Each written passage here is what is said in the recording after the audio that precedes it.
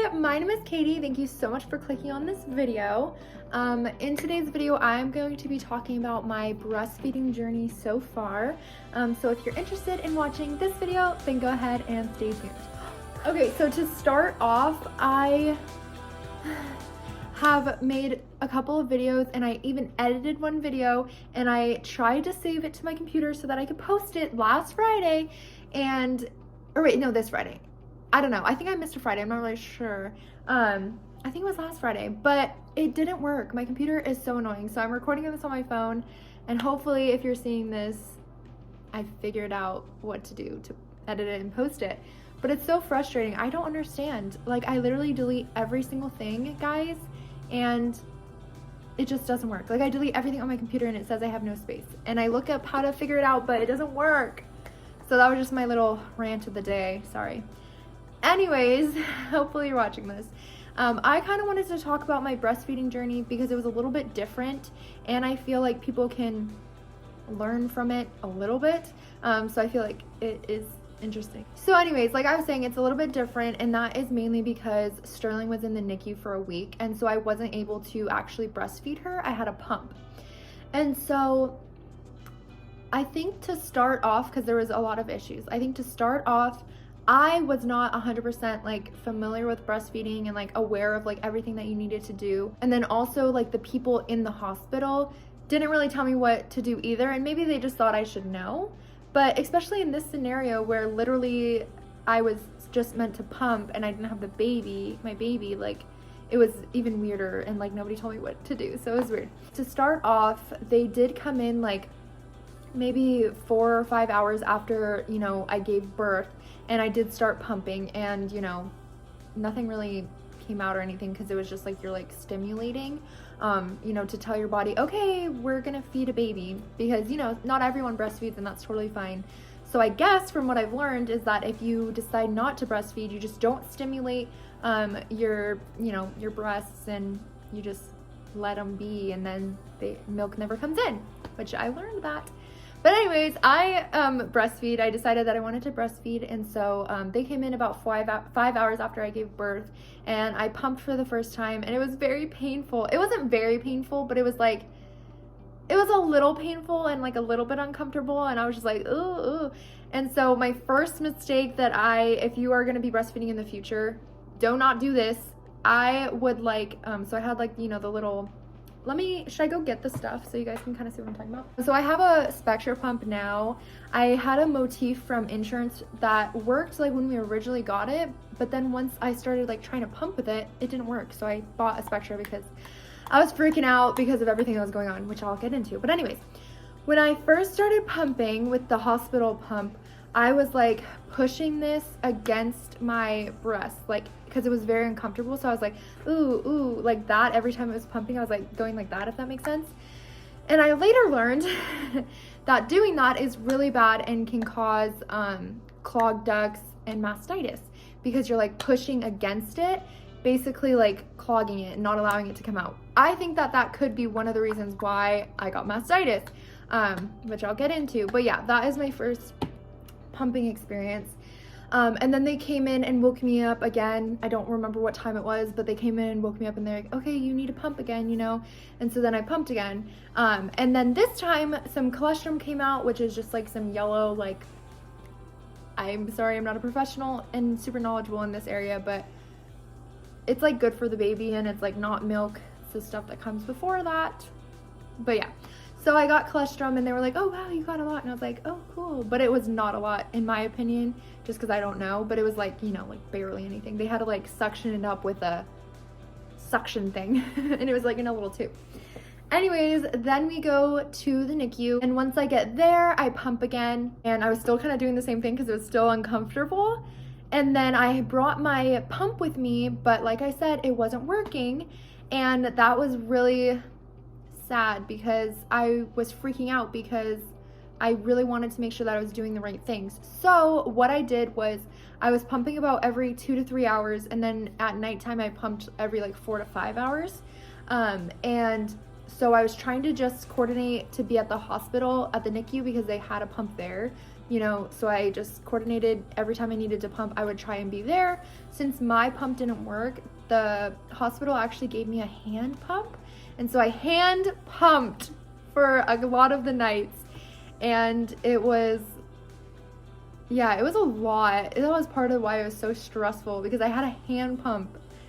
And then I had to coordinate to be at the hospital so that I could breast pump, so I could pump with a better pump. And then we did stay at the Ronald McDonald, and they actually had a pump that we could like rent for every pumping session. So that kind of made things easier. And so yeah, for the first week of, having Sterling, I was just pumping the whole time for the majority. Eventually I was able, she got all of her cords out, all of her tubes out. And so then we planned to breastfeed her for the first time. And this is kind of where everything went wrong. So when I got to the NICU, the lactation specialist, they talked with me multiple times, but it's just so much information, especially when I first got there. I was so tired and out of it, and I can't even tell you what she told me, in full detail, because I don't remember. But basically, I was under the impression that, you pump for 30 minutes every single time. But the actual case is that you pump for 30 minutes in the beginning to stimulate your breasts and to get them, get your milk to come in. And then after that, you actually only need to pump for 15 minutes or pump to comfort or whatever. But I was still pumping for 30 minutes. And that, I think, was part of my issue too, because then I started to get red around my breasts. And the lactation specialist was like, oh, this could turn into mastitis. Just make sure that you are heating and then cold after, and massaging when you're pumping and all of that stuff. And so everything just combined, I think, is what caused the mastitis. But the biggest thing that caused it, I believe, is we planned to breastfeed Sterling at a specific time on one day. And so I didn't pump because I was like, oh, I'm going to breastfeed her in 2 hours. So I just won't pump beforehand because I want to make sure that, everything works out. So then, I tried to breastfeed her. It was her first time trying to breastfeed. She just got her ventilator out, her ventilator tube. So she was latching but not really sucking, and I think it was because her throat hurt. And so then I didn't breastfeed her. And so then it was a really long period of time before I was able to get back to the Ronald McDonald house to get the pump to pump.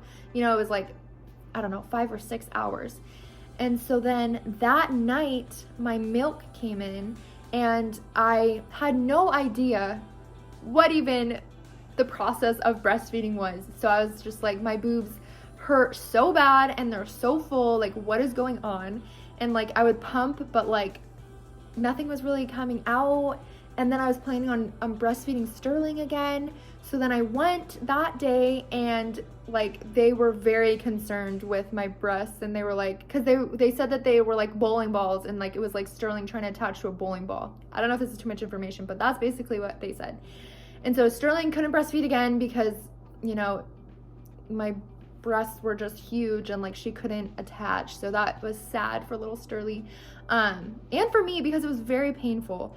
And so long story short, and I'm going into all of this and it's a lot, but long story short is that I did end up getting mastitis, and I was just so confused that first week, I feel because I was is this what it's like to breastfeed?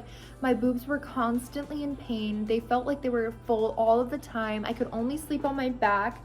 They were just it was the worst pain ever. And then eventually, once we got home, I did get mastitis, but luckily I already had antibiotics because the lactation specialist told me to get them, but that I shouldn't take them unless I got a fever. And so once we were home, I had a fever, I had chills, I was was I was nauseous, and I was okay, I think I'm gonna take the medicine.